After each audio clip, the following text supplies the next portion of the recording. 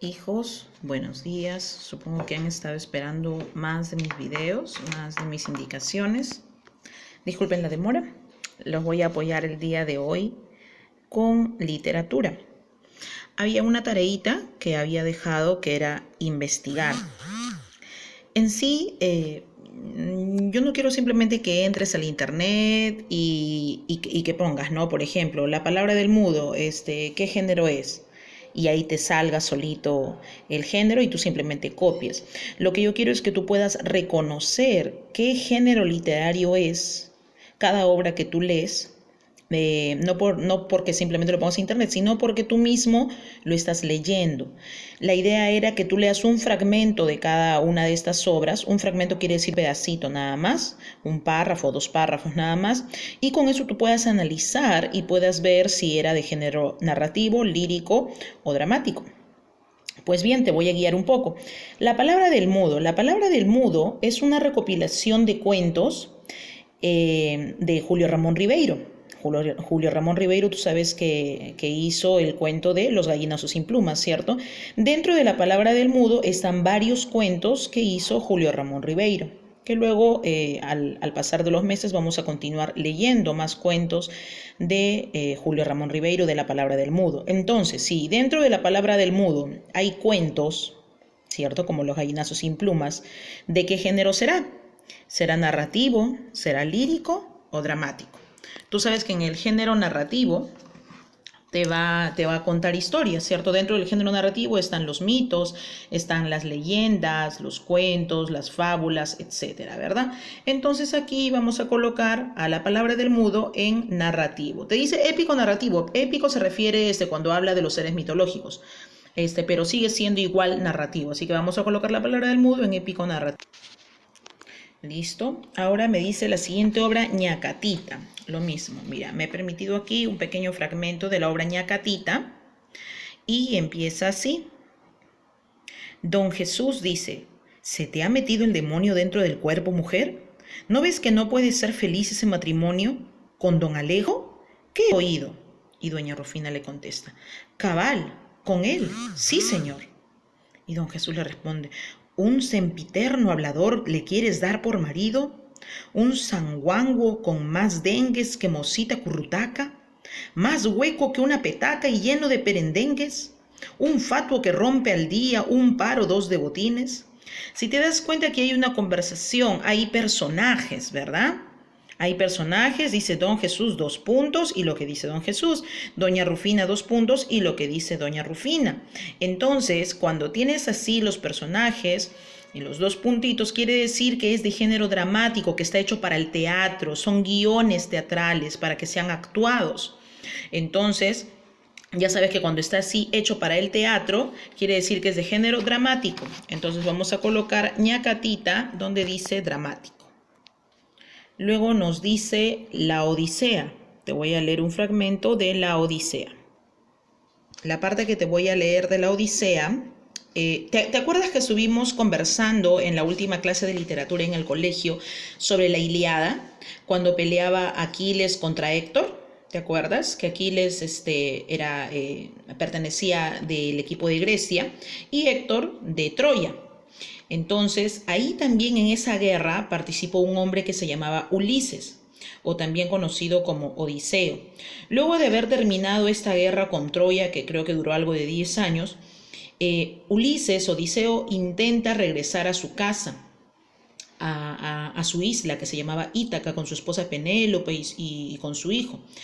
Pero mientras quería regresar a su casa, sufrió varias aventuras, varias cosas terribles le pasaron en el camino de regreso. ¿Por qué? Porque él pensó que la inteligencia que él había tenido para destruir a Troya, porque Ulises fue quien tuvo la gran idea del famoso caballito de Troya, que yo luego te voy a contar en el libro de la Ilíada.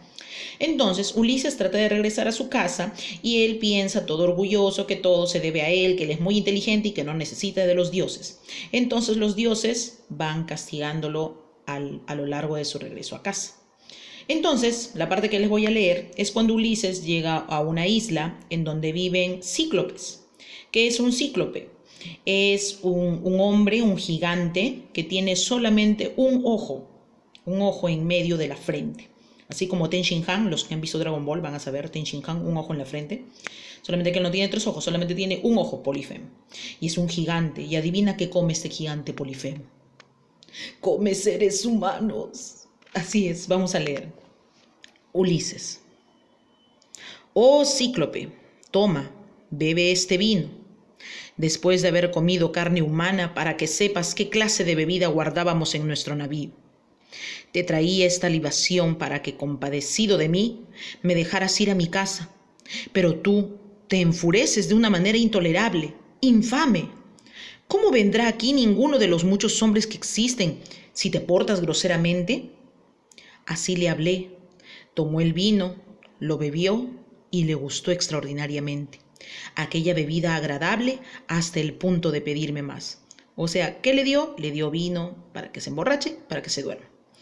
Polifemo le contesta, dame de un buen grado más bebida y dime enseguida tu nombre para ofrecerte en agasajo propio del huésped y que a ti te agrade. Pues también a los cíclopes la fértil tierra les produce un vino de gruesas uvas, que crecen con la lluvia que les envía Zeus, es puro néctar y ambrosía. Así dijo, y de nuevo le ofrecí el negro vino. 3 veces se lo serví y 3 veces lo bebió sin darse cuenta. Mas cuando los vapores del vino llenaron la mente del cíclope, yo procuraba hablarle con blandas palabras, es decir, mientras que se iba emborrachando. Y Ulises le dice, Cíclope, ¿quieres saber mi nombre ilustre? Yo te lo diré, pero concédeme el favor de la hospitalidad, como antes me has prometido. Mi nombre es Nadie. Así me llaman mi madre, mi padre y todos mis compañeros. De este modo le hablé, pero él me contestó al punto todo irritado. Me comeré el último, a nadie. Después de haberlo hecho con los demás compañeros, este es el favor de hospitalidad que te ofrezco, dijo, y echándose hacia atrás, cayó de espaldas. Así yacía con la gruesa cerviz doblada, vencido del sueño que todo lo domina. Es decir, lo que le ofrecía Polifemo era que se iba a comer a todos sus compañeros y a Ulises se lo iba a comer al último. Pero Ulises le dijo que se llamaba Nadie, porque Ulises no podía dar su verdadero nombre, porque corría el riesgo de que ya los dioses le habían informado a Polifemo sobre la vida de Ulises. Entonces se duerme Polifemo, se duerme. Y bueno, y la historia continúa, ¿no? Luego ya lo vamos a continuar leyendo cuando lleguemos a esta parte. Hemos leído esta parte porque queremos saber si es de género épico narrativo, si es de género dramático o de género lírico. Listo, si bien es cierto el fragmento que acabamos de leer, como que había partes en las que hablaba cada uno como para que pueda ser representado en el teatro, pero no. La Odisea es de género épico narrativo, épico, ¿cierto? Me habla de los héroes. Vamos a colocar aquí entonces a la Odisea en épico narrativo. Ahora nos pide Edipo Rey. Vamos a leer un fragmento de Edipo Rey. Déjame enfocar un poquito bien aquí. Edipo Rey. El pastor dice, se decía que era hijo de Layo, pero ella está en casa. Tu mujer te diría mejor que nadie cómo fue eso. Y Edipo contesta, ¿te lo dio ella? El rey, sí rey, le contesta. ¿Para qué? Para que lo hiciera desaparecer. Una madre desgraciada, por miedo de horribles oráculos. ¿Qué decían esos oráculos? Que aquel niño debía matar a sus padres, así se decía. Pero tú, ¿por qué se lo entregaste a este anciano? Por piedad, Señor. Pensaba que se lo llevaría a otra comarca, a la isla donde él vivía. Mas él, para las más grandes desgracias, lo guardó junto a sí. Porque si tú eres el que él dice, has de saber que eres el más infortunado de los hombres. Entonces, leyendo este fragmento de Edipo Rey, podemos ver que está hecho para el teatro, ¿cierto? Están los personajes, entonces es de género dramático. Vamos a colocar. Ya está colocado, hemos colocado Edipo Rey en el género dramático. Ahora vamos a leer un fragmento de la obra Tristitia. Vamos a leer. Dice: mi infancia, que fue dulce, serena, triste y sola, se deslizó en la paz de una aldea lejana, entre el manso rumor con que muere una ola y el tañer doloroso de una vieja campana. Dábame el mar la nota de su melancolía, el cielo, la serena quietud de su belleza, los besos de mi madre, una dulce alegría, y la muerte del sol, una vaga tristeza. En la mañana azul al despertar sentía el canto de las olas como una melodía, y luego el soplo denso, perfumado del mar, y lo que él me dijera aún en mi alma persiste. Mi padre era callado y mi madre era triste, y la alegría nadie me la supo enseñar. Entonces hemos visto que Tristitia es un poema, ¿verdad? Una poesía, ¿cierto? Y recuerda que las poesías, las rimas, los versos, las prosas van en el género lírico, ¿cierto? Expresan los sentimientos del autor. Entonces vamos a colocar Tristitia en lírico. Listo. Ahora vamos a leer Romeo y Julieta, un fragmento de Romeo y Julieta. Y empieza Romeo. A ver. Es una Capuleto, ahí se entera que Julieta es de la familia de su más grande enemigo. Oh, qué alto precio pago. Desde ahora soy deudor de mi vida a una enemiga. Él se entera de que Julieta es Capuleto, es de la familia que odia a sus padres, pero cuando él ya está enamorado de ella. Benvolio, su primo, le dice: fuera, vamos, la fiesta ya se acaba. Estaban en la fiesta que se había realizado en la casa de Julieta. Y Romeo le contesta: lo temía, más grande es mi desdicha. Aún no es hora de irse, caballeros, dice el dueño de la casa. Una pequeña cena está esperando. ¿Insistís? Bueno, adiós. Gracias a todos, gentes caballeros. Buenas noches. Muchas gracias. Y se dirige Capuleto a los sirvientes, ¿cierto? Te das cuenta, dice a los sirvientes dentro del paréntesis, porque como es hecho para el teatro, recuerda que lo que está entre paréntesis no se dice, no se habla, sino se actúa. ¡Antorchas! ¡Más antorchas! Salen los enmascarados ahí, pero obviamente que lo están haciendo actuado. Muy bien, entonces a la cama todos. Al otro capítulo le dice: hola compadre, es demasiado tarde, me voy a descansar. Salen todos, Julieta y el ama se quedan ahí en el escenario. Y Julieta le dice: a ver, ama, ¿quién es aquel señor? Y la ama, o sea, su niñera, su nana, le dice: el heredero del viejo Tiberio. ¿Y aquel que va saliendo por la puerta? Es el joven Petrucio, me parece. ¿Y el otro que le sigue y no bailó? No sé quién es. Averigua su nombre. Si es casado, yo por lecho nupcial tendré una tumba. O sea, estaba preguntando por Romeo, ¿no? Romeo le había gustado y estaba preguntando quién era ese chico tan guapo. La niñera, la nana, le dice: es Romeo, su nombre es Montesco y es hijo único de tu enemigo. Ha nacido lo único que amo, de lo único que odio. Demasiado temprano te encontré, sin conocerte, y demasiado tarde te conozco. Hasta ahí nada más vamos a leer. Entonces vemos que esta obra está hecha para el teatro, ¿cierto? Está hecha para el teatro, tiene personajes, me dice qué es lo que tengo que hacer en la obra, etc. Entonces ya sabes que las obras que están hechas para el teatro son de género dramático. Así que vamos a colocar Romeo y Julieta en dramático. Ahora nos piden que averigüemos La ciudad y los perros. Vamos a leer un fragmento de La ciudad y los perros de Mario Vargas Llosa. Leemos. 4, dijo el jaguar. Los rostros se suavizaron en el resplandor vacilante que el globo de luz difundía por el recinto, a través de escasas partículas limpias de vidrio. El peligro había desaparecido para todos, salvo para Porfirio Cava. Los dados estaban quietos, marcaban 3 y 1. Su blancura contrastaba con el suelo sucio. 4, repitió el jaguar. ¿Quién? Yo, murmuró Cava. Dije 4, apúrate, replicó el jaguar. Ya sabes, el segundo de la izquierda. Cava sintió frío. Los baños estaban al fondo de las cuadras, separados de ellas por una delgada puerta de madera, y no tenían ventanas. En años anteriores, el invierno solo llegaba al dormitorio de los cadetes, colándose por los vidrios rotos y las rendijas. Pero este año era agresivo, y casi ningún rincón del colegio se libraba del viento, que, en las noches, conseguía penetrar hasta en los baños, disipar la hediondez acumulada durante el día y destruir su atmósfera tibia. Pero Cava había nacido y vivido en la sierra. Estaba acostumbrado al invierno. Era el miedo lo que erizaba su piel. ¿Se acabó? ¿Puedo irme a dormir?, dijo Boa.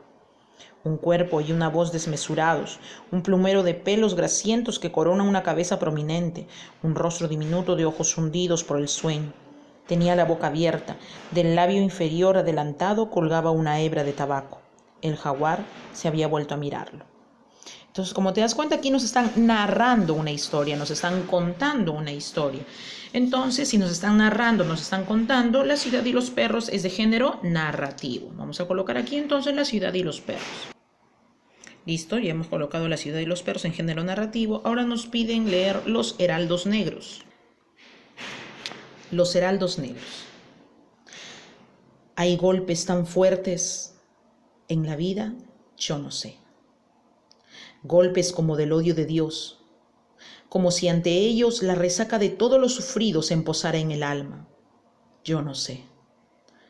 Son pocos, pero son. Abren zanjas oscuras, en el rostro más fiero y en el lomo más fuerte. Serán tal vez los potros de bárbaros Atilas o los heraldos negros que nos manda la muerte. Si te das cuenta, lo que acabamos de leer es igual, una poesía, un poema, como estábamos viendo hace un momento en Tristitia, ¿verdad? Entonces, a los heraldos negros lo vamos a colocar en género lírico, porque no te olvides que los poemas, las rimas, los versos, poesías, coplas, odas, etcétera, pertenecen al género lírico. Listo. Ahora nos piden leer las tradiciones peruanas. Las tradiciones peruanas es parecido a la palabra del mudo, una recopilación de historias que escribe Ricardo Palma sobre la época colonial. Vamos a leer una de sus historias, es Al Rincón Quitacalzón. Vamos a leer un fragmento del Rincón Quitacalzón para saber qué género es. El obispo Chávez de la Rosa era rector de un convento en Arequipa. Un día tuvo con V, qué barbaridad, como lo han hecho en internet. Un día tuvo que suplir a un maestro ausente y se dedicó a recordar algo de latín con los alumnos. Propuso una pregunta. Quid est oratio? Pero ningún alumno le supo contestar. Molesto, el cura, o sea el sacerdote, ordenó a cada uno que vaya al rincón Quitacalzón. Así ocurrió, hasta que le preguntó al más pequeño de la clase. El niño se burló del cura, demorando una respuesta que no sabía. El cura iracundo le ordenó también al rincón Quitacalzón. Pero como el niño se retiraba refunfuñando algo entre dientes, el sacerdote insistió por el que murmuraba. Entonces el niño le propuso una interrogante al maestro. ¿Cuántas veces se repite en la misa el Dominus Vobiscum?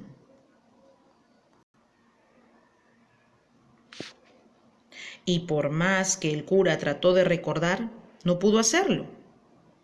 Entonces el niño también lo envió a él al rincón Quitacalzón. La burla de los estudiantes fue total.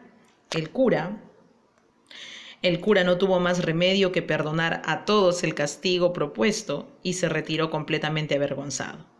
Tiempo después, el cura retornó a su natal España y se llevó al pequeño travieso como pupilo. El cura no tuvo más remedio que perdonar a todos el castigo propuesto y se retiró completamente avergonzado. Tiempo después, el cura retornó a su natal España y se llevó al pequeño travieso como pupilo.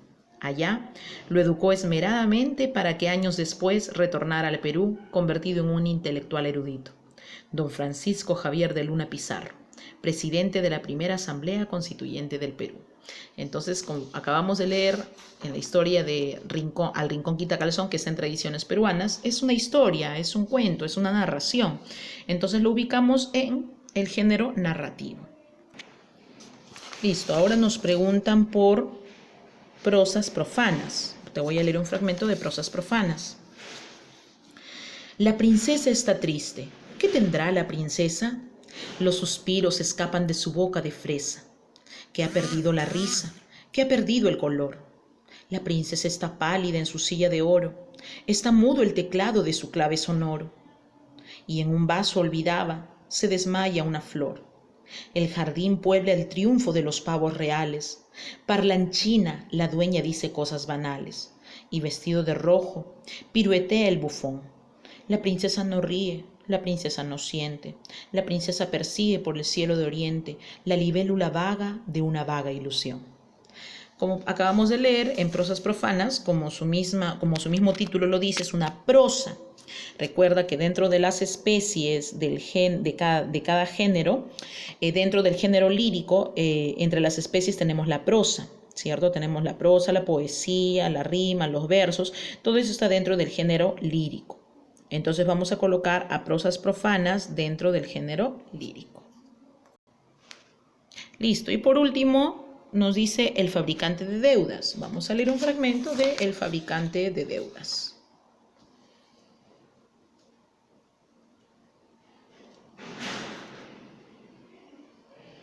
Cash, dice vociferante, dile al señor que quiero conversar. Jacinto, tranquilo, sereno, tenga la amabilidad de tomar asiento. Enseguida llamaré al patrón. Disculpen esta entrada, señoras y señores, pero no podía ser de otra forma. El inquilino Luciano Obedot me debe 3 meses de arrendamiento, y si no me paga estoy dispuesto a ponerlo de patitas en la calle. Lo he oído todo. ¿Sería capaz de hacer esa barbaridad a uno de sus semejantes? Alto, usted no es mi semejante. Le pido que espere, por favor. Hay algo que vendrá a salvarnos a usted y a mí. ¿Y quién me espera a mí? ¿Sabía usted que mi hija se va a comprometer con el marqués de Rondavieja? Sí, algo me había comentado mi mujer, pero del dicho al hecho hay mucho trecho. Por favor, le suplico, deme un último plazo para cumplir con usted. Creo que hay uno. Dígalo. Fírmeme una letra a 30 días por 12,000 soles. Qué alivio le ofrece este condenado a muerte. Sin letra no hay clemencia. Un poco de piedad, a 90 días. Aparece Jacinto. Acabemos con esto. Por favor, ni una palabra ante los domésticos. Jacinto era uno de sus empleados, de los empleados de Obedot. Vamos. Don Obedot, Jacinto habla, don Obedot es buen navegante en el mar de la creencia. Y como me adeuda 1 año de sueldo, creo que es hora de reclamarlo. Espero que Pitusa considere este matrimonio como una transacción económica. ¿Qué idea? ¿Te casaste conmigo como hombre de negocios o como enamorados? Entonces acabamos de leer El fabricante de deudas y vemos que es una obra que está hecha para el teatro, ¿cierto? Hay partes que están entre paréntesis, que es la que los actores tienen que hacerla en escena. Vemos ahí los 2 puntitos, lo que va a hablar el personaje, etc. Entonces ubicamos El fabricante de deudas en el género dramático, porque está hecho para el teatro. Listo, chicos, entonces esta tareita se trataba de eso, nada más. Voy a cortar el video aquí porque ya se hizo bastante largo y luego vamos a trabajar con las demás actividades.